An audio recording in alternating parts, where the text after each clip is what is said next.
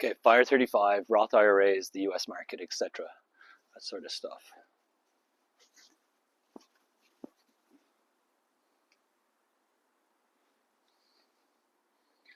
Let's talk about America's two favorite retirement accounts, the Roth IRA and the 401k. These are the peanut butter and jelly of US investing. On their own, they're great, but together they can make your retirement sandwich a lot tastier. Let's start with the Roth IRA. The Roth IRA is like that cool friend who says, hey, pay your taxes now, and then you're free forever. You put money in after tax, which means Uncle Sam already got his cut, but then there's the magic. It grows tax-free. And when you retire and take the money out, also tax-free. That's right, tax-free growth, tax-free withdrawals, no capital gains, no income tax. It's like sticking your investments in a magic box that the IRS can't touch.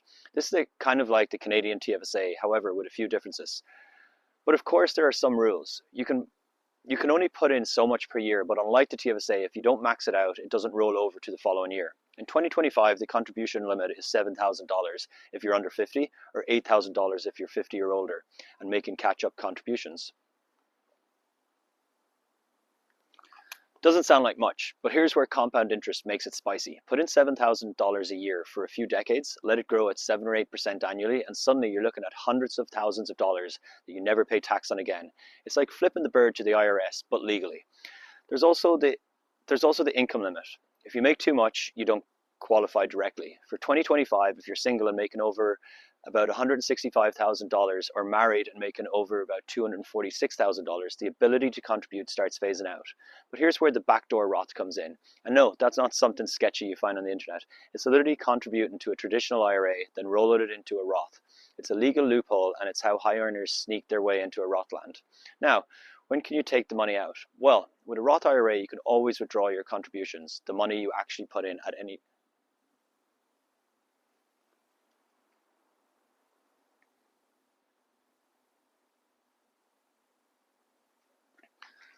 Now, when can you take the money out? Well, with the Roth IRA, you can always withdraw your contributions, the money you actually put in at any time, no penalty, no tax. But the earnings, that sweet growth, is off limits until you're 59 and a half.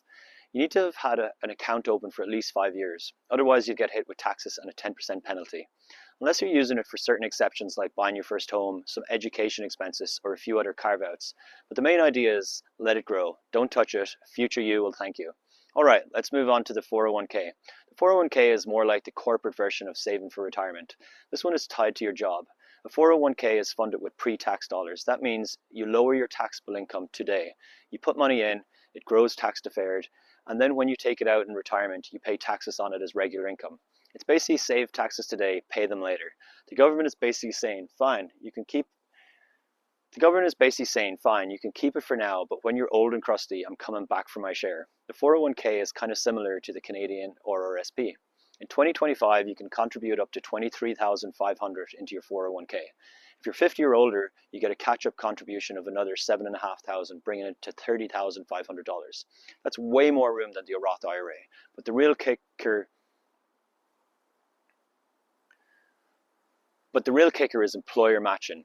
If your company offers a match, it's like free money. If they say, we'll match 50% of your contributions up to 6% of your salary, that's basically a guaranteed 50% return on your investment before it even hits the market. If you're not contributing enough to get the full match, you are literally turning down free money. But of course, there are strings attached. Most companies have vesting schedules. That means you don't fully own their match until you've worked there a certain number of years. Leave too soon and some of that money stays behind. So check your plan. Now let's compare the two. Roth IRA pays taxes now, enjoy tax-free withdrawals later. The 401k, defer taxes now, pay later. Which is better? Well, it depends on you. If you're young and not making a ton of money yet, the Roth IRA is killer.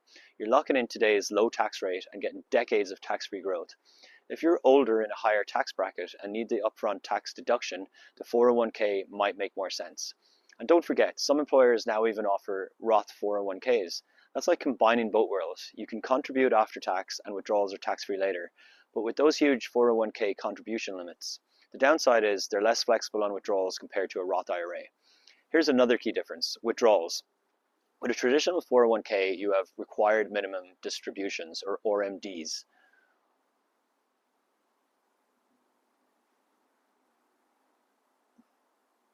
With a traditional 401k, you've required minimum distributions, or RMDs. Once you hit 73, you're forced to start pulling money out whether you need it or not and paying tax on it.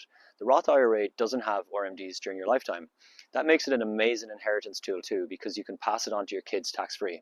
The IRS gets none of it. With a traditional 401k, not so much. So which should you prioritize? The golden rule in America is usually this: contribute to your 401k at least enough to get the employer match. Because again, free money. Then max out your Roth IRA if you're eligible, because tax-free growth is unbeatable. After that, go back and fill up your 401k.